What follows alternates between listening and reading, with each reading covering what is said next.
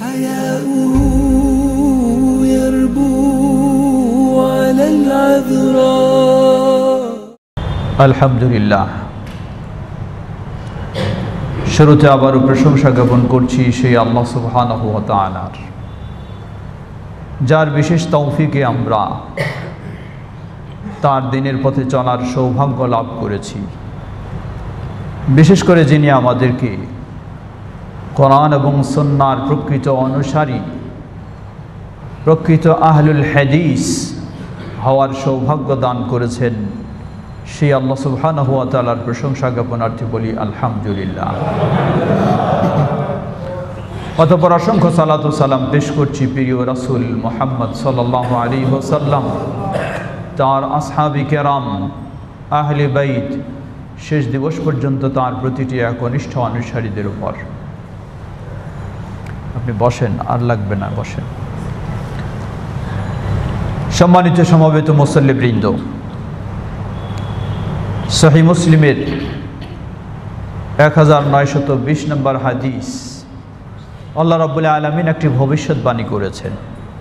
আল্লাহ রাব্বুল আলামিনের পক্ষে তার প্রিয় নবী মুহাম্মদ সাল্লাল্লাহু আলাইহি ওয়াসাল্লাম একটি ভবিষ্যৎবাণী করেছেন। প্রসিদ্ধ সাহাবী সাওবান রাদিয়াল্লাহু আনহু বলেন, ক্বালা রাসূলুল্লাহ সাল্লাল্লাহু আলাইহি ওয়াসাল্লাম, লা তাযালু তাইফাতুম মিন উম্মতি যাহিরিনা আলাল হক, লা ইয়াদুররুহুম মান খাযালাহুম হাত্তা ইয়াতিয়া আমরুল্লাহ ওয়া হুম কাযালিক, রাওয়াহু মুসলিম। সাহাবী সাওবান রাদিয়াল্লাহু আনহু বলেন, রাসূল সাল্লাল্লাহু আলাইহি ওয়াসাল্লাম বলেন, আমার উম্মতের মাঝে সর্বদা একটি দল হকের উপর প্রতিষ্ঠিত থাকবে।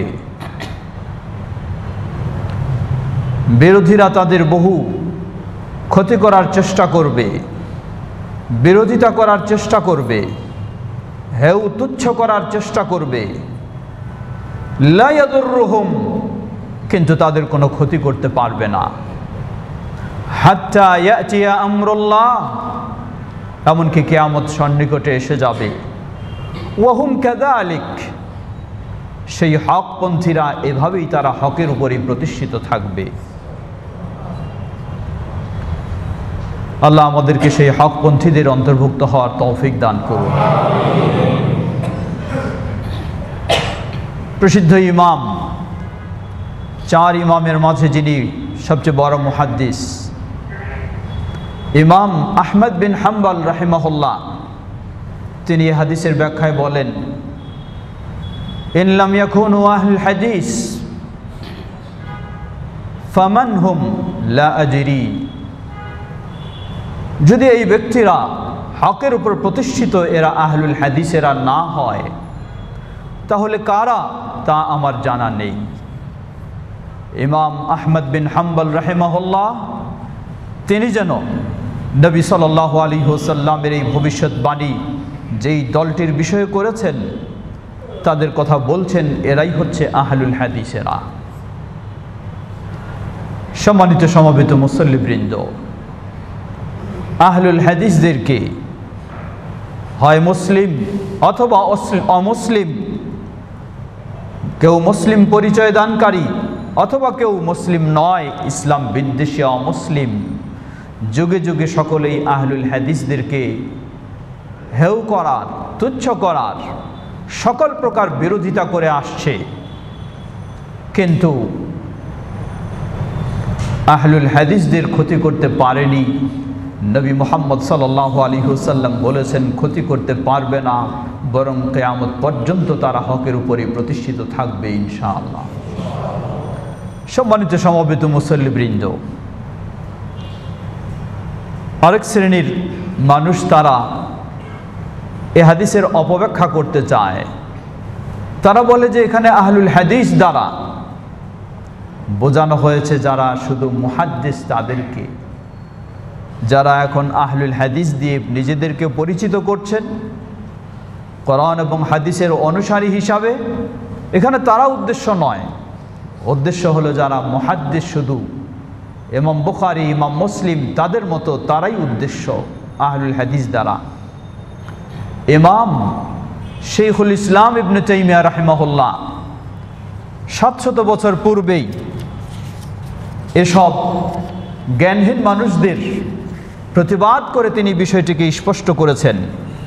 ইমাম শাইখুল ইসলাম ইবনে তাইমিয়া রাহিমাহুল্লাহ তিনি বলেন, ওয়ানাহনু লা না'নি বিআহলিল হাদিস আল মুক্তাসিরিন আলা সিমাইহি আও কিতাবাতিহি আও রিওয়ায়াতিহি বাল না'নি বিহিম কুল্লু মান কানা আহাক বিহিফযিহি ওয়া মা'রিফাতিহি।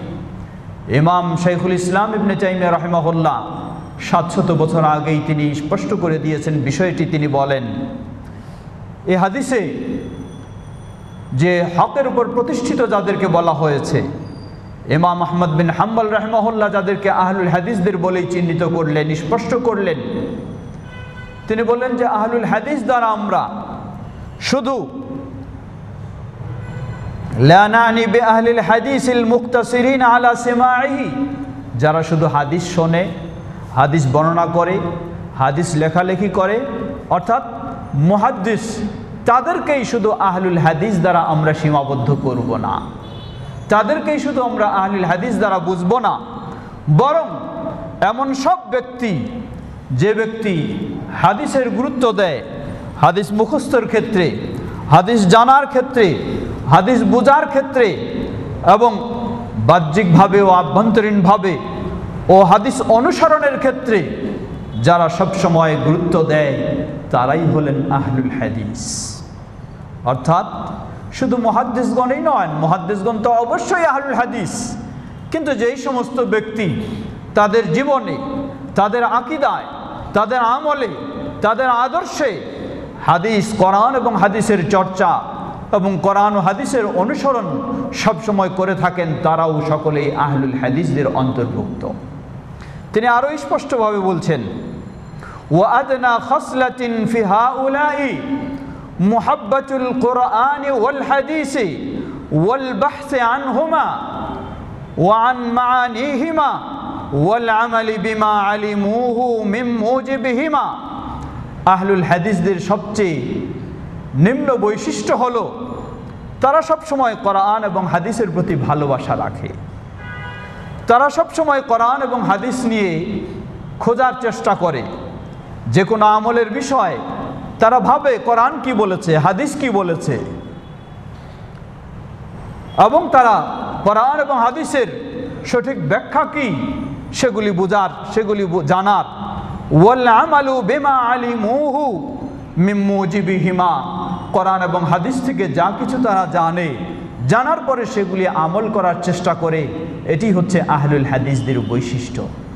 সম্মানিত সমবেত মুসল্লিবৃন্দ, সুতরাং বিশ্বব্যাপী বিষয়টি স্পষ্ট বিষয়, আহলুল হাদিস দ্বারা শুধু মুহাদ্দিসগণ নয়, অবশ্যই মুহাদ্দিসগণ, কিন্তু সেই সাথে যারা কোরআন এবং সুন্নাহকে ভালোবাসেন, কোরআন এবং সুন্নাহ হাদিসকে প্রাধান্য দেন, কোরআন এবং হাদিসের আলোকে নিজের আকীদা গ্রহণ করেন, কোরআন এবং হাদিসের আলোকে নিজের আমল গ্রহণ করেন, কোরআন এবং হাদিসের আলোকে নিজেদের জীবন পরিচালনা করার চেষ্টা করেন, তারাও হচ্ছে আহলুল হাদিস। নবী মুহাম্মদ সাল্লাল্লাহু আলাইহি ওয়াসাল্লামের সেই ভবিষ্যৎবাণী তাদের জন্য, বলুন আলহামদুলিল্লাহ। সম্মানিত সমবেত মুসল্লিবৃন্দ, সত্যি হক এবং বাতিলের দ্বন্দ্ব চিরজীবনেই ছিল, থাকবে। এটাই হলো আল্লাহ সুবহানাহু ওয়া তাআলার বিধান, এটি আল্লাহ সুবহানাহু ওয়া তাআলার নিয়ম। হক প্রতিষ্ঠিত হলে বাতিলের বিদ্বেষ জাগবেই, বাতিল মিথ্যাচার করতে চেষ্টা করবেই, এটি স্বাভাবিক। লক্ষ্য করুন, সোশ্যাল মিডিয়া আমরা দেখছি, আমরা শুনছি, কিছু কবর পূজারী, কিছু মাজার পূজারী, কিছু মুশরিক, তারা আহলুত তাওহীদকে, আহলুস সুন্নাহকে, আহলুল হাদিসকে কিভাবে অশালীন ভাষায় গালিগালাজ করছে, কিভাবে বিভিন্ন রকমের কাফের মুশরিক আরও অনেক কিছু নানানভাবে অপবাদ দিচ্ছে। সম্মানিত সমবেত মুসল্লিবৃন্দ, হতবাক হওয়ার কিছুই নেই, আশ্চর্য হওয়ার কিছুই নেই, এটাই সাধারণ নিয়ম। লক্ষ্য করুন, সেই আবুল আম্বিয়া ইব্রাহিম আলাইহিস সালাম, তিনি তাওহীদপন্থী, তার প্রতি শিরকপন্থীদের, মুশরিকদের কতই না বিদ্বেষ ছিল। শেষ পর্যন্ত ইব্রাহিম আলাইহিস সালামকে মেনে নিতে না পেরে সেই বিশাল অগ্নিকাণ্ড প্রস্তুত করে সেখানে নিক্ষেপ পর্যন্ত তারা করেছিল। এটাই হলো তাওহীদপন্থী এবং মুশরিকদের লড়াই। এটাই হলো তাওহীদপন্থীর প্রতি মুশরিকদের বিদ্বেষ। স্মরণ করুন আরেকজন প্রসিদ্ধ রাসূল মুসা আলাইহিস সালাতু ওয়াস সালাম, সেই মুশরিক ফিরআউন, বিদ্রোহী ফিরআউন মুসা আলাইহিস সালাতু ওয়াস সালাম ও তাওহীদপন্থীদের প্রতি কিভাবে তাদের বিদ্বেষ ছিল। ঠিক একইভাবে লক্ষ্য করুন নবী রাসূলদের জগতে যিনি শ্রেষ্ঠ, সাইয়্যিদুল মুরসালিন, সাইয়্যিদুল আম্বিয়া ওয়াল মুরসালিন, নবিয়ুনা মুহাম্মদ সাল্লাল্লাহু আলাইহি ওয়াসাল্লাম, যিনি আল আমিন বলে পরিচিত ছিলেন, কিন্তু যখনই তিনি তাওহীদের ডাক দিলেন, যখনই তিনি সুন্নাহর ডাক দিলেন, তখন এই মুশরিকেরা নবী মুহাম্মদ সাল্লাল্লাহু আলাইহি ওয়াসাল্লামকে কতই না অপবাদ দিল, কতই না গালিগালাজ করলো, এমনকি নবী মুহাম্মদ সাল্লাল্লাহু আলাইহি ওয়াসাল্লামকে রক্তাক্ত পর্যন্ত করে কষ্ট দিল। সেই আবু জাহাল, আবু লাহাব কতই না অপবাদ দিয়েছে, কতই না বদদুয়া করেছে, যাদের বদদুয়ার রেকর্ডগুলিও আল্লাহ রাব্বুল আলামিন উল্টাভাবে কোরআনুল কারীমে তুলে ধরেছেন। নবী মুহাম্মদ সাল্লাল্লাহু আলাইহি ওয়াসাল্লাম তিনি ছিলেন ইমামুল মুওয়াহ্হিদিন, তাওহীদপন্থীদের ইমাম। তিনি ছিলেন ইমাম আহলে সুন্নাহ, সুন্নাহপন্থীদের ইমাম। তাই সেই তাওহীদপন্থীদের ইমাম এবং তাওহীদপন্থীদেরকে কতই না কষ্ট দিয়েছে, কতই না নির্যাতন করেছে, কতই না গালিগালাজ করেছে, কতই না মিথ্যা অপবাদ দিয়েছে। নবী মুহাম্মদ সাল্লাল্লাহু আলাইহি ওয়াসাল্লামকে যদি মুশরিকরা, মাজার পূজারী, মূর্তি পূজারী, কবর পূজারীরা ওই যুগেও নবী মুহাম্মদ সাল্লাল্লাহু আলাইহি ওয়াসাল্লামকে যদি এই অপবাদ দিতে বাকি না রাখে, কেউ হয়তো বলবেন সেই যুগে কি মাজার পূজারী ছিল, কবর পূজারী ছিল? অবশ্যই ছিল। লক্ষ্য করুন সহিহ বুখারী মুসলিমের অসংখ্য হাদিস। নবী মুহাম্মদ সাল্লাল্লাহু আলাইহি ওয়াসাল্লাম মৃত্যুর পূর্ব মুহূর্তেও তিনি লানত করে গেলেন, অভিশাপ দিয়ে গেলেন, বললেন কাতালাল্লাহু আল ইয়াহুদা ওয়ান নাসারা ইত্তাখাযু কুবুর আমবিয়াইহিম মাসাজিদ। আল্লাহ রাব্বুল আলামিন সেই ইহুদ এবং খ্রিস্টানদেরকে ধ্বংস করে দিন, যে ইহুদ এবং খ্রিস্টানেরা তাদের নবীদের কবরগুলিকে মসজিদে পরিণত করেছে। তারাই মাজারপন্থী, তারাই কবর পূজারী। সেই কবর পূজারীর ওয়ারিস যারা আজকে, সেই কবর পূজারীরা ইহুদ এবং খ্রিস্টানেরা যেমনইভাবে নবী মুহাম্মদ সাল্লাল্লাহু আলাইহি ওয়াসাল্লামকে তাওহীদের কথা বলার কারণে, সুন্নাহর কথা বলার কারণে সেই যুগেও শত রকমের বাধা বিপত্তি সৃষ্টি করেছে, শত রকমের অপবাদ দিয়েছে, নবী মুহাম্মদ সাল্লাল্লাহু আলাইহি ওয়াসাল্লামকে হত্যা করার ষড়যন্ত্র পর্যন্ত করেছে। আজও সেই কবর পূজারী, মাজার পূজারীর ওয়ারিস যারা, মাজার পূজারীর উত্তরসারী যারা, তারা আজও সেই নবী মুহাম্মদ সাল্লাল্লাহু আলাইহি ওয়াসাল্লামের অনুসারী, আহলুত তাওহীদ, আহলুস সুন্নাহ, এই আহলুল হাদিস, তাদের বিরুদ্ধে আজও তারা করবে। এটাই হলো তাদের স্বভাব। সম্মানিত সমবেত মুসল্লিবৃন্দ, সুতরাং বিচলিত হওয়ার কিছুই নেই, হতবাক হওয়ার কিছুই নেই, অধৈর্য হওয়ার কিছুই নেই। এটাই তাদের স্বভাব। তারা তাদের ভিতরে কি রয়েছে সেটা প্রকাশ করছে। তারা তাদের ভিতরে কি রয়েছে তা মানুষকে, বিশ্ববাসীকে জানাচ্ছে।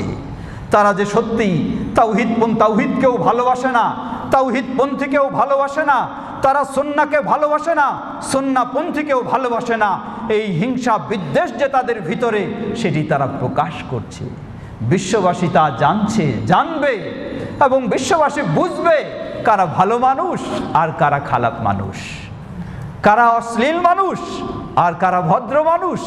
বিশ্ববাসী কথার মাধ্যমে বুঝবে, গালির মাধ্যমে বুঝবে, আচরণের মাধ্যমে বুঝবে।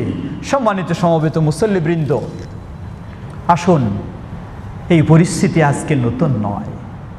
সেই ইব্রাহিম আলাইহিস সালাম, তারও আগে চলুন নূহ আলাইহিস সালাম, চলে আসছে সেই ধারাবাহিকতা। তাওহীদপন্থী ও মুশরিকদের দ্বন্দ্ব, হকপন্থী ও বাতিলপন্থীদের দ্বন্দ্ব চলছে, চলবেই। নবী মুহাম্মদ সাল্লাল্লাহু আলাইহি ওয়াসাল্লাম বলেন, এমনই পরিস্থিতিতে এই দলটি সর্বদাই তারা সুপ্রতিষ্ঠিত থাকবে। লা ইয়াদুররুহুম, সেই মুশরিকপন্থীরা, সেই বেদাতীরা, কবর পূজারীরা, মাজার পূজারীরা কখনো তাদেরকে ক্ষতিগ্রস্ত করতে পারবে না ইনশাআল্লাহ। হয়তোবা এক জায়গায় কিছু অপবাদ দিয়ে মিথ্যাচার করে তাদেরকে সাময়িক কিছুটা একটু থামানোর চেষ্টা করবে, কিন্তু শত জায়গায় আবার আল্লাহ রাব্বুল আলামিন তাদেরকে সমুন্নত করবেন ইনশাআল্লাহ। সম্মানিত সমবেত মুসল্লিবৃন্দ, সুতরাং এই হাদিস আমাদেরকে স্মরণ করে দিচ্ছে রাসূল সাল্লাল্লাহু আলাইহি ওয়াসাল্লামের ভবিষ্যৎবাণী, হকপন্থীরা হকের উপরই প্রতিষ্ঠিত থাকবে, আর বাতিলপন্থীরা, মুশরিকরা, বেদাতীরা তাওহীদপন্থীদের, সুন্নাহপন্থীদের বিরোধিতা করবে, এটাই স্বাভাবিক। সম্মানিত সমবেত মুসল্লিবৃন্দ, লক্ষ্য করুন, পরিচয় একটু ভালোভাবে আরো জেনে নেওয়া দরকার। একজন মুসলিমের পরিচয়, প্রকৃত মুসলিমের পরিচয় কি, আর একজন ফাসিকের পরিচয় কি? একজন মুসলিমকে অশালীনভাবে গালিগালাজ কে করতে পারে? আল্লাহ রাসূল সাল্লাল্লাহু আলাইহি ওয়াসাল্লাম বলেন, সহিহ বুখারী এবং মুসলিমের হাদিস, সহিহ বুখারীর 6044 নম্বর হাদিস, সহিহ মুসলিমের 64 নম্বর হাদিস, সাহাবী আব্দুল্লাহ ইবনে মাসউদ রাদিয়াল্লাহু আনহু বর্ণনা করেন, রাসূল সাল্লাল্লাহু আলাইহি ওয়াসাল্লাম, নবী সাল্লাল্লাহু আলাইহি ওয়াসাল্লাম বলেন, সিবাবুল মুসলিমি ফুসুকুন ওয়া কিতালুহু কুফরুন। একজন মুসলিমকে অশালীন ভাষায় গালিগালাজ করা, এটি হলো ফাসিকের পরিচয় দেওয়া। নিজে যে ফাসিক সেটি বিশ্ববাসীর সামনে পরিচয় তুলে ধরা। ওয়া কিতালুহু কুফরুন, একজন মুসলিমকে অন্যায়ভাবে হত্যা করা, এটি একটি কুফরি কাজ। সম্মানিত সমবেত মুসলিমবৃন্দ, এমনইভাবে আল্লাহ রাসূল সাল্লাল্লাহু আলাইহি ওয়াসাল্লাম মুনাফিকদের পরিচয় দিয়েছেন। মুনাফিকদের পরিচয়ের একটি বড় পরিচয় হলো ওয়াইদা খাসামা ফাজারা, যখন সে কারোর সাথে কোনো তর্ক করে, কারোর সাথে কোনো রকমের ঝগড়া করে, ফাজারা, যত অশালীন অশ্লীল ভাষা সেগুলি সে প্রয়োগ করে, এটি হলো মুনাফিকের পরিচয়। সুতরাং কোনো মাজার পূজারী, কবর পূজারী, কোনো মুশরিক এভাবে যখন আহলুল হাদিসদেরকে গালি দেয়, নবী মুহাম্মদ সাল্লাল্লাহু আলাইহি ওয়াসাল্লাম 1400 বছর আগেও স্পষ্ট করে দিয়েছেন, সে নিজেকে যতই মুসলিম বলে দাবি করুক সে হলো একজন ফাসিক, সে যতই মুসলিম বলে দাবি করুক সে হলো একজন মুনাফিক, যার স্বভাবটাই হলো এই, যার চরিত্রগুলি হলো এই। একজন ভালো মুসলিমের চরিত্র স্বভাব কখনো হতে পারে না। সুতরাং প্রতিটি আহলুল হাদিসকেও আমরা স্মরণ করে দিতে চাই, একজন ফাসিক গালিগালাজ করতে পারে, একজন প্রকৃত আহলুল হাদিস কখনো খারাপ ভাষায় কাউকে গালিগালাজ করতে পারে না ও করে না। একজন মুনাফিক তর্ক বিতর্কের সময় অশালীন ভাষা ব্যবহার করতে পারে, কিন্তু একজন আহলুস সুন্নাহ, আহলুল হাদিস প্রয়োজনে সে কারোর সাথে কোরআন সুন্নাহকে প্রতিষ্ঠিত করার জন্য তর্ক করবে, কিন্তু সে কখনো অশালীন ভাষা ব্যবহার করতে পারে না। এটি হলো আহলুল হাদিসদের, আহলুস সুন্নাহর পরিচয়। সম্মানিত সমবেত মুসল্লিবৃন্দ, আজকে আহলুল হাদিস, আহলুস সুন্নাহকে মাজার পূজারী, কবর পূজারী, কাফের পর্যন্ত বলছে। লক্ষ্য করুন, নবী মুহাম্মদ সাল্লাল্লাহু আলাইহি ওয়াসাল্লাম এই সমাধানটিও 1400 বছর আগে দিয়েছেন। সহিহ বুখারীর হাদিস, সহিহ বুখারীর 6103 নম্বর হাদিস এবং সহিহ মুসলিমের 60 নম্বর হাদিস, নবী সাল্লাল্লাহু আলাইহি ওয়াসাল্লাম থেকে সাহাবী আবু হুরায়রা রাদিয়াল্লাহু তাআলা আনহু বর্ণনা করেন, রাসূল সাল্লাল্লাহু আলাইহি ওয়াসাল্লাম বলেন, ইযা ক্বালা আর-রাজুলু লিআখিহি ইয়া কাফির ফাকাদ বাআ বিহি আহাদুহুমা। যখন একজন মানুষ, একজন মুসলিম বলে পরিচয় দেয়, আরেকজন মুসলিমকে বলে হে কাফের, আল্লাহ রাসূল সাল্লাল্লাহু আলাইহি ওয়াসাল্লাম বললেন, ফাকাদ বাআ বিহি আহাদুহুমা, জেনে রাখো এই কাফেরের গালিটা কখনো মিস হবে না। এই কাফেরের গালি যে কোনো একজনের জন্য প্রযোজ্য অবশ্যই হবেই হবে। হয় ওই ব্যক্তি কাফের হবে, নয় যে কাফের বলে গালি দিয়েছে সে নিজেই কাফের হবে। যা সহিহ মুসলিমের হাদিসে আরো স্পষ্ট হয়েছে। সাহাবী আব্দুল্লাহ ইবনে ওমর রাদিয়াল্লাহু তাআলা আনহু বর্ণনা করছেন, রাসূল সাল্লাল্লাহু আলাইহি ওয়াসাল্লাম বলেন, আইয়ুমা ইমরিন ক্বালা লিআখিহি ইয়া কাফির, কোন মুসলিম যদি আরেকজন মুসলিমকে বলে হে কাফের, ফাকাদ বাআ বিহা আহাদুহুমা, এই কাফেরের গালি যে কোনো একজন সে গ্রহণ করবে, তার দিকে ফিরে যাবে। ইন কানা কামা ক্বাল, যাকে কাফের বলা হয়েছে যদি সে কাফের হয় তাহলে তো তার দিকেই যাবে। ওয়া ইল্লা রাজাআতা আলাই, আর যদি সে কাফের না হয় তাহলে যে কাফের বলে গালি দিয়েছে তার দিকেই সেই কাফেরের বিষয়টা ফিরে যাবে।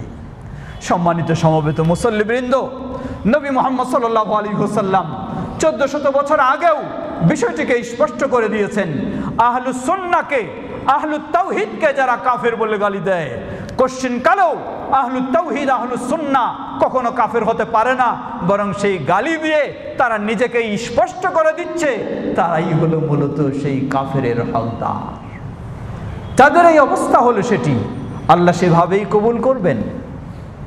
আল্লাহ আমাদেরকে সেই অশালীন গালিগালাজ থেকে আমাদেরকে হেফাজত করুন। সম্মানিত সমবেত মুসল্লিবৃন্দ, অতএব আমরা বলবো আহলুল হাদিসদেরকে আজকে নতুন নয়, তাদের প্রতি এই বিদ্বেষ বিশ্বব্যাপী ইসলাম বিদ্বেষী, তারাও প্রথম টার্গেটে রাখে আহলুল হাদিস সালাফিদেরকে।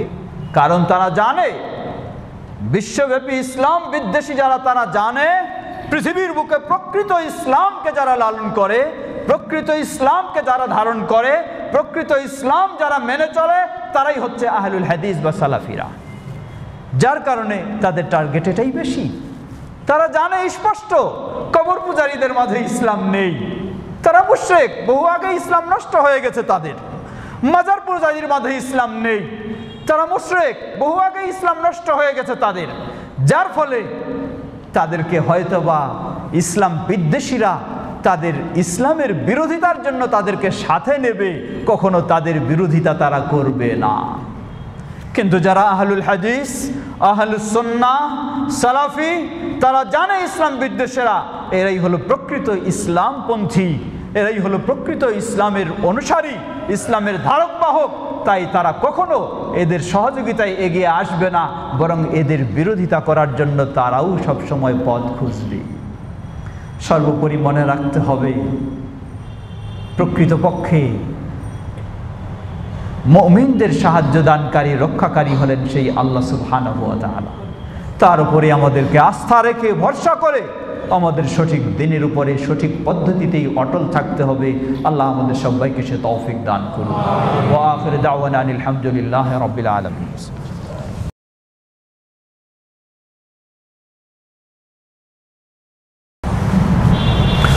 আলহামদুলিল্লাহ, আলহামদুলিল্লাহি রাব্বিল আলামিন, والصلاة والسلام على عبد الله ورسوله نبينا محمد وعلى آله وصحبه أجمعين أما بعد। সম্মানিত সমবেত মুসল্লিবৃন্দ, খুতবার সময় সংক্ষিপ্ত সময় আমরা জানলাম আহলুল হাদিসদের বিষয়ে ভবিষ্যৎবাণী এবং আহলুল হাদিসদের বিরোধীর বিষয়েও নবী মুহাম্মদ সাল্লাল্লাহু আলাইহি ওয়াসাল্লামের স্পষ্ট বর্ণনা। আসুন এভাবেই আহলুল হাদিসদের বিরোধিতা সবসময় চলবেই, তাওহীদপন্থীদের বিরোধিতা সবসময় থাকবেই। না হলে তাওহীদপন্থীরা তো সচেতন হবে না, তাওহীদপন্থীরা তো সতর্ক হবে না। আল্লাহ রাব্বুল আলামিন, অনেক সময় আমরা প্রশ্ন করি আল্লাহ রাব্বুল আলামিন ইবলিসকে এত সুযোগ কেন দিলেন? ইবলিসকে এত সুযোগ এজন্যই দিলেন যাতে আল্লাহর খাঁটি বান্দা সে আরো সচেতন হতে পারে, সতর্ক হতে পারে। আল্লাহর খাঁটি বান্দাকে যেন ইবলিস তার পথে নিতে না পারে, এই যাচাই বাছাই করার জন্যই আল্লাহ ইবলিসকে কিয়ামত পর্যন্ত এই সুযোগ দিয়েছেন। ঠিক একইভাবে আহলুত তাওহীদ, তাওহীদপন্থীদের বিরোধীরা, সুন্নাহপন্থীদের বিরোধীরা, শিরকপন্থী ও বিদআপন্থীরা, তারা এভাবেই বিরোধিতা করবে। আল্লাহ এভাবেই তাদেরকে সুযোগ দেবেন যাতে তাওহীদপন্থীরা আরো সচেতন হয়, আরো সক্রিয় হয়, আরো নিখুঁত ও নির্ভেজাল হওয়ার সুযোগ পায়। আল্লাহ তাওহীদপন্থীকে সেভাবেই আরো সক্রিয় ও সচেতন হওয়ার তৌফিক দান করুন। সম্মানিত সমবেত মুসল্লিবৃন্দ, মনে রাখবেন আহলুল হাদিসদের বিরুদ্ধে গালিগালাজ আসতে পারে, বিভিন্ন মহলের পক্ষ থেকে বিভিন্ন অপবাদ আসতে পারে, কিন্তু আহলুল হাদিস তারা তো এমনি আহলুল হাদিস নয়, তারা কোরআন এবং হাদিস মানার মাধ্যমেই তারা আহলুল হাদিস। তাই তারা যে কোনো পরিস্থিতিতে কখনো মন গড়া কিছু কাজ করতে পারে না। এই সব কিছুর বিরুদ্ধে রাস্তায় নেমে রাজপথে মিছিল করা, ভাঙচুর করা, কোনো দিন আহলুল হাদিসরা এই কাজ করবে না। কেন করবে না? কারণ এটা আহলুল হাদিসদের কাজ নয়, এটা কোরআন সুন্নাহর অনুসারীদের কাজ নয়। এই ধরনের ফাসাদ সৃষ্টি করা কাজ হলো আহলুল আহওয়া, প্রবৃত্তি অনুসারী যারা, তাদের কাজ। যারা ইসলামকে নিজের মন গড়া মানতে চায়, ইসলামকে নিজের মন গড়া পালন করতে চায়, এগুলি তাদের কাজ, কখনো আহলুল হাদিসদের কাজ নয়। আহলুল হাদিসেরা অবশ্যই প্রতিবাদ করবে। তাহলে কি প্রতিবাদ করবে না? হ্যাঁ, অবশ্যই প্রতিবাদ করবে। কিন্তু আহলুল হাদিসদের প্রতিবাদের ধরন আর বেদাতীদের প্রতিবাদের ধরন, মাজারপন্থীদের প্রতিবাদের ধরন, মুশরিকদের প্রতিবাদের ধরন কখনো এক হতে পারে না। আহলুল হাদিসদের প্রতিবাদের ধরন আল্লাহ কোরআনুল কারীমে স্পষ্ট বলে দিয়েছেন। নবী মুহাম্মদ সাল্লাল্লাহু আলাইহি ওয়াসাল্লাম তার অসংখ্য হাদিসে শুধু নয়, তিনি তার বাস্তব জীবনটাকেও সেভাবে তিনি গড়ে তুলেছেন। এটাই হলো আহলুল হাদিসদের জন্য মডেল। সম্মানিত সমবেত মুসল্লিবৃন্দ, লক্ষ্য করুন, এসব প্রতিবাদের জন্য, এই অন্যায়ের প্রতিবাদের ক্ষেত্রে আহলুল হাদিসের অবস্থান কি হতে পারে, আল্লাহ কি বলেছেন। মিডিয়ায় এ সমস্ত ছড়াছড়ি দেখে অনেক আহলুল হাদিস ভাই হয়তো মনে করেন যে ব্যাপার কি, আহলুল হাদিসেরা কেন ঘুমিয়ে আছে, এগুলির দাঁত ভাঙ্গা জবাব দিচ্ছে না কেন, মাঠে নামছে না কেন, রাজপথে মিছিল করছে না কেন। অনেকজনে এই ধরনের মনে করে থাকেন। আমরা বলবো, আপনি হয়তো সঠিক আহলুল হাদিসদের মানহাজ, আহলুল হাদিসদের দিন পালনের সঠিক আকীদা ও পদ্ধতি আপনিও জানেন না, যার কারণে লোক দেখাদেখি যেগুলি হয়ে থাকে, ঘটে থাকে, সেগুলির মতোই আপনি মনে করছেন। লক্ষ্য করুন আল্লাহ আপনার জন্য কি নির্দেশনা দিয়েছেন। আল্লাহ রাব্বুল আলামিন সূরা মুমিনুন 96 থেকে 98 নম্বর আয়াতে বলেন, ইদফা বিল্লাতি হিয়া আহসানুস সাইয়্যা নাহনু আ'লামু বিমা ইয়াসিফুন। আল্লাহ বলছেন, জেনে রাখো, আমি খুব ভালো জানি তারা কি গালিগালাজ করতেছে, কি অপবাদ দিচ্ছে, কি বিদ্বেষ ছড়াচ্ছে, কি মিথ্যাচার করছে, আমি সবাই জানি। কিন্তু তোমার কাজ, ইদফা বিল্লাতি হিয়া আহসান আস-সাইয়্যা, এই অন্যায়ের তুমি প্রতিবাদ করবা ভালোর মাধ্যমে, কখনো অন্যায়ের প্রতিবাদ অন্যায়ের মাধ্যমে নয়। এটি হলো আল্লাহর নির্দেশ, এটি হলো আহলুল হাদিসদের বৈশিষ্ট্য। তারা অন্যায়ের প্রতিবাদ করবে, কিন্তু অন্যায় দিয়ে কখনো নয়। গালির প্রতিবাদ করবে, গালি দিয়ে নয়। মিথ্যাচারের প্রতিবাদ করবে, মিথ্যাচার দিয়ে নয়। অশ্লীলতার প্রতিবাদ করবে, অশ্লীলতা দিয়ে নয়। এটি নবী মুহাম্মদ সাল্লাল্লাহু আলাইহি ওয়াসাল্লামের আদর্শ নয়, আল্লাহর নির্দেশ নয়। আল্লাহ বলছেন প্রতিবাদ করো, কিন্তু বিল্লাতি হিয়া আহসান, যা হলো সুন্দর। কেউ তোমাকে গালি দিবে, তুমি তাকে গালি না দিয়ে প্রতিবাদ করো। কেউ তোমাকে অপবাদ দিবে, তুমি অপবাদ না দিয়ে প্রতিবাদ করো। তাহলে আমাদের করণীয় কি? নবী মুহাম্মদ সাল্লাল্লাহু আলাইহি ওয়াসাল্লাম সেই পৃথিবীর বুকে, বিশ্বের বুকে প্রিয় ব্যক্তি, মক্কার বুকে প্রতিটি নারী, পুরুষ, শিশু, শিক্ষিত, অশিক্ষিত সবাই জানে তিনি ছিলেন আল আমিন। কিন্তু নবী মুহাম্মদ সাল্লাল্লাহু আলাইহি ওয়াসাল্লাম যখন তাওহীদের কথা বলা শুরু করলেন, শিরকের বিরুদ্ধে কথা বললেন, কবর পূজার বিরুদ্ধে কথা বললেন, মাজার পূজার বিরুদ্ধে কথা বললেন নবী মুহাম্মদ সাল্লাল্লাহু আলাইহি ওয়াসাল্লাম, তখন এই নবী মুহাম্মদ সাল্লাল্লাহু আলাইহি ওয়াসাল্লামকে আল আমিন বাদ দিয়ে বলা হলো তিনি একজন জাদুকর, বলা হলো তিনি একজন পাগল, বলা হলো তিনি একজন মিথ্যুক, বলা হলো তিনি জাদুগ্রস্ত, বলা হলো আরো কত কিছু। নবী মুহাম্মদ সাল্লাল্লাহু আলাইহি ওয়াসাল্লাম বললেন, এরা বুঝেনি তাই আমাকে এই সব কিছু বলছে। আল্লাহু আকবার, কিছু সুন্দর আদর্শ। সুতরাং আপনাকেও, আপনি যখন প্রকৃত নবী মুহাম্মদ সাল্লাল্লাহু আলাইহি ওয়াসাল্লামের অনুসারী হবেন, তাওহীদের অনুসারী হবেন, সুন্নাহর অনুসারী হবেন, ওই কবর পূজারী, মাজার পূজারী, ওই মুশরিকেরা, বেদাতীরা আপনাকেও সেভাবে গালিগালাজ করবে। নবী মুহাম্মদ সাল্লাল্লাহু আলাইহি ওয়াসাল্লামের অবস্থানেই আপনাকে গ্রহণ করতে হবে। আপনাকেও বলতে হবে, আসলে এরা বুঝেনি, এরা জানেনি আমরা কারা, আহলুল হাদিস কারা, আহলুস সুন্নাহ কারা, আহলুত তাওহীদ কারা, তারা বুঝে নাই, তাই তারা এই ধরনের অশালীন কথা বলে, বিভিন্ন রকমের মিথ্যাচার করে। নবী মুহাম্মদ সাল্লাল্লাহু আলাইহি ওয়াসাল্লাম যেমন ওই মুশরিকদের হেদায়েতের জন্য দোয়া করেছিলেন তিনি সফল হয়েছেন, সার্থক হয়েছেন। যেই মক্কাবাসী তাকে ব্যথা দিয়েছে, যেই মক্কাবাসী তাকে বিতাড়িত করেছে, সেই মক্কাবাসীর হেদায়েতের জন্য তিনি দোয়া করেছেন। 8ম হিজরিতে সেই মক্কা নিজের মক্কা হিসাবে আবার তিনি ফিরিয়ে পেয়েছেন। সেই মক্কায় আবার তার রাজত্ব প্রতিষ্ঠিত হয়েছে। সত্যি আজকে নবী মুহাম্মদ সাল্লাল্লাহু আলাইহি ওয়াসাল্লামের সেই সুন্নাহরে আপনি অনুসরণ করুন। যারা আপনাকে গালি দেবে আপনি তাকে গালি দেবেন না, বরং আপনি তাদের হেদায়েতের জন্য আল্লাহর কাছে দোয়া করুন। যদি আল্লাহ আপনার দোয়া কবুল করে, যারা আপনাকে গালি দিচ্ছে তারাই আপনার সহযোগিতায় এগিয়ে আসবে একদিন ইনশাআল্লাহ। সম্মানিত সমবেত মুসল্লিবৃন্দ, এটি হলো আল্লাহর নির্দেশ, এটি হলো নবী মুহাম্মদ সাল্লাল্লাহু আলাইহি ওয়াসাল্লামের আদর্শ, এটাই হবে আহলুল হাদিসের কর্মসূচি, ভিন্ন রকমের মনগড়া কোনো কর্মসূচি নয়। এরপরও মানুষের মনে বিভিন্নভাবে শয়তান বিভিন্ন প্ররোচনা দিতে পারে, মানুষকে ক্ষিপ্ত করে তুলতে পারে শয়তান। আল্লাহ রাব্বুল আলামিন তার সাথে সাথে বলছেন, ওয়াকুর রাব্বি আউযু বিকা মিন হামাযাতিশ শায়াতিন, এবং তুমি বলো, হে আমার রব, আমি তোমার কাছে আশ্রয় চাচ্ছি এই শয়তানের প্ররোচনা কুমন্ত্রণা থেকে। আমাকে যেন শয়তানের প্ররোচনা কুমন্ত্রণা তাদের মতো খারাপ কাজে কখনো আমাকেও জড়িয়ে ফেলে নিতে না পারে। আল্লাহ রাব্বুল আলামিন একইভাবে সূরা ফুসসিলাত 33 থেকে 36 নম্বর আয়াতে সুন্দরভাবে বলেন। সেখানে প্রথমে বললেন, ওয়ামান আহসানু কাওলাম মিম্মান জাআ ইলাল্লাহ।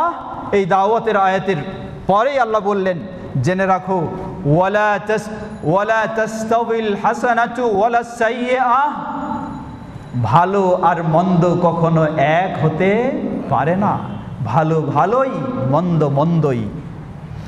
ইদফা বিল্লাতি হিয়া আহসান, সুতরাং তোমার কাছে কেউ যদি খারাপ আচরণ করে থাকে তুমি সেই খারাপের প্রতিবাদ করো, প্রতিরোধ করো, বিল্লাতি হিয়া আহসান, যা অতি উত্তম অতি সুন্দর সেটা দিয়েই তুমি তার প্রতিরোধ করো। এখানেও একইভাবে পরে আবার আল্লাহ বলছেন, জেনে রাখো, যদি তুমি ভালো দিয়ে প্রতিরোধ করো তাহলে কি হবে? ফাইদাল্লাযী বাইনাকা ওয়া বাইনাহু আদাওয়াতুন কান্নাহু ওয়ালিয়ুন হামিম, যার সাথে আর তোমার সাথে শত্রুতা রয়েছে, তুমি যদি ভালো দিয়ে প্রতিরোধ করো তাহলে হতে পারে সে একদিন তোমার প্রিয় বন্ধু হয়ে যেতে পারে। কিন্তু যদি তুমি তার মতোই খারাপ দিয়ে প্রতিবাদ করো তাহলে সে তোমাকে সারা জীবন তার বিদ্বেষী, তার বিরোধী মনে করে থাকবে। ঠিক এমনইভাবে আল্লাহ রাব্বুল আলামিন আরেক জায়গায় আরেকটি নির্দেশনা দিলেন। আল্লাহ বলছেন সূরা আরাফ 199 থেকে 200 নম্বর আয়াতে, খুযিল আফওয়া ওয়া'মুর বিল উরফি ওয়া আ'রিদ আনিল জাহিলিন ওয়া ইম্মা ইয়ানজাগান্নাকা মিনাশ শাইতানি নাযগুন ফাস্তা'iদ বিল্লাহ ইন্নাহু সামিউন আলীম। আল্লাহ নবী মুহাম্মদ সাল্লাল্লাহু আলাইহি ওয়াসাল্লামকে বললেন, খুযিল আফওয়া, হে নবী, তোমাকে গালি দিচ্ছে, তোমাকে কত বাধা বিপত্তি সৃষ্টি করছে, খুযিল আফওয়া, তুমি একটু ক্ষমা সুন্দর দৃষ্টিতে দেখো, ক্ষমার দৃষ্টিতে দেখো। ওয়া'মুর বিল উরফি, আর তুমি ভালো উপদেশ দাও তাদেরকে।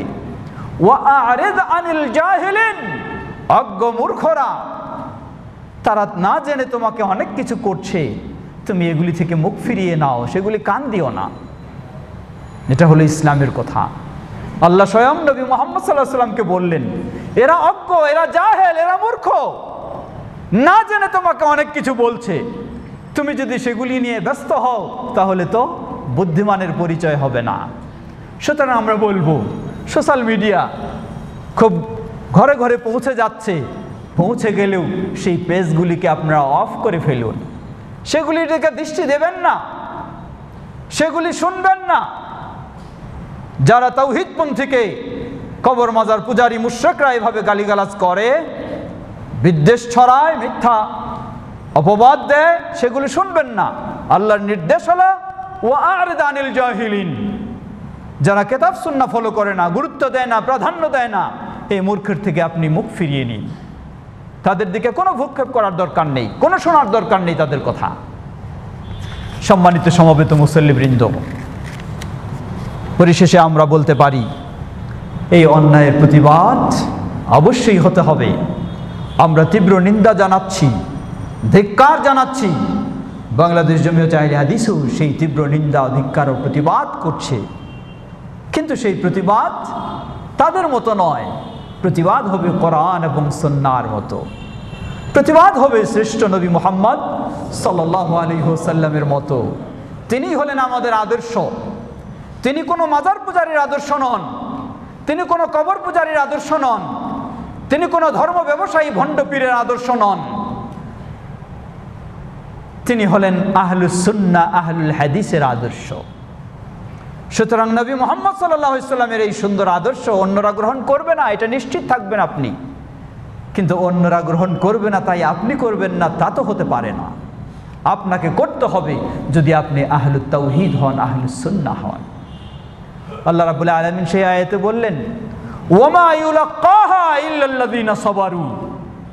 আর এই সব বাধা বিপত্তি, সব কিছুর সম্মুখীন হয়ে যারা অটল থাকতে পারবে তারা হচ্ছে আল্লাযীনা সাবারু, যারা ধৈর্য ধারণ করে।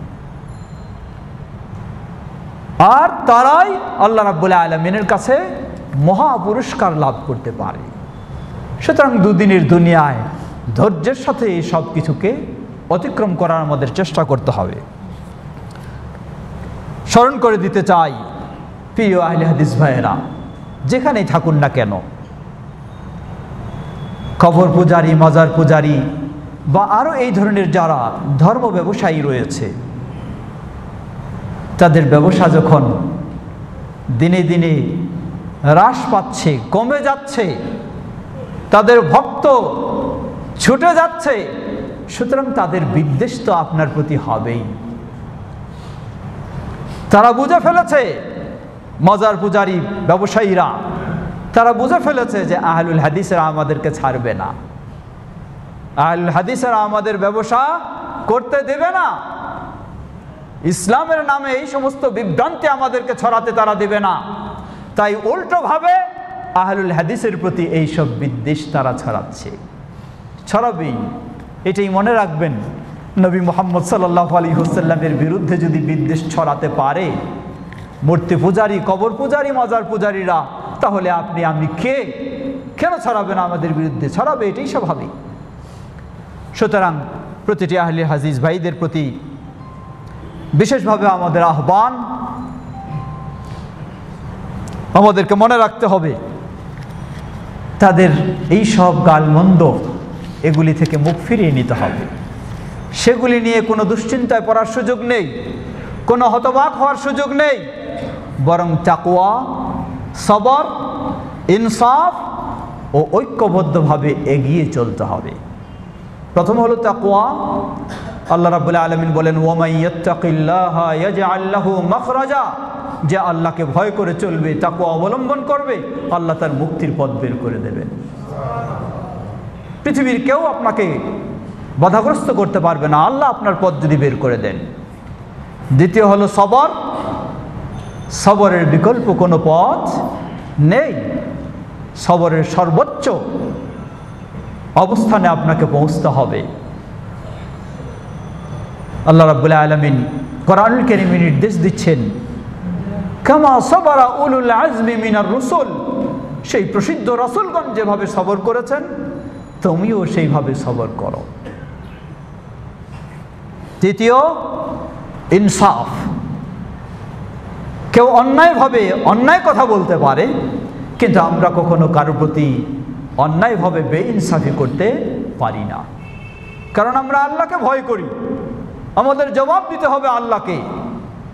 যারা দুনিয়াটাকেই সব কিছু মনে করে, তাদের তো আল্লাহর কোনো ভয় নেই, তারা যা মন চায় দুনিয়াতে তাই করতে পারে, তাদের আল্লাহর কোনো ভয় নেই, আখিরাতেরও তাদের কোনো ভয় নেই। কিন্তু আমরা তো আল্লাহকে ভয় করি, আমরা আখিরাতের ভয় করি, আল্লাহর কাছে আমাদের জবাবদিহিতা রয়েছে সেটা বিশ্বাস করি। তাই আমাদের কথাগুলি হবে অবশ্যই ইনসাফের সাথে। চতুর্থ, পরিস্থিতি বলে দিচ্ছে বিক্ষিপ্ত হয়ে চলার কোনো সুযোগ নেই। অবশ্যই আমাদেরকে ঐক্যবদ্ধ হয়ে আমাদের এই দাওয়াতকে আরও বেগবান, আরও জোরদার করতে হবে। এবং সেভাবেই আমাদেরকে পরস্পরের প্রতি আন্তরিক হয়ে ঐক্যবদ্ধ হয়ে চলতে হবে। অতএব আহলুল হাদিস পৃথিবীর যেখানেই থাকুন না কেন, পরস্পরের প্রতি আন্তরিক হয়ে ঐক্যবদ্ধ হয়ে আমাদের এই কাজ এগিয়ে নিতে হবে। তাহলেই ইনশাআল্লাহ দুনিয়া ও আখিরাতে আমরাই সফল হব। আল্লাহ রাব্বুল আলামিন বলেন, ওয়ালা তাহিনু ওয়ালা তাহজানু ওয়া আনতুমুল আ'লাউনা ইন কুনতুম মুমিনিন। তোমরা কখনো ওয়ালা তাহিনু, হীনবল হয়েও না, দুর্বল হয়ে যেও না। ওয়ালা তাহজানু, দুশ্চিন্তাগ্রস্ত হয়েও না। ওয়া আনতুমুল আ'লাউনা, তোমরাই বিজয়ী হবে, তোমরাই শ্রেষ্ঠ হবে, তোমরাই শীর্ষে থাকবে। শর্ত হলো ইন কুনতুম মুমিনিন, যদি তোমরা প্রকৃতপক্ষে মুমিন হয়ে থাকো। অতএব এইসব পদক্ষেপ আমাদের অবলম্বন করা এবং বেশি বেশি আল্লাহর সাথে আমাদের সম্পর্ককে বৃদ্ধি করা, তাহলে আমাদের দুনিয়া এবং আখিরাতে সফলতা। আল্লাহ আমাদেরকে সে পথে অগ্রসর হওয়ার তৌফিক দান করুন।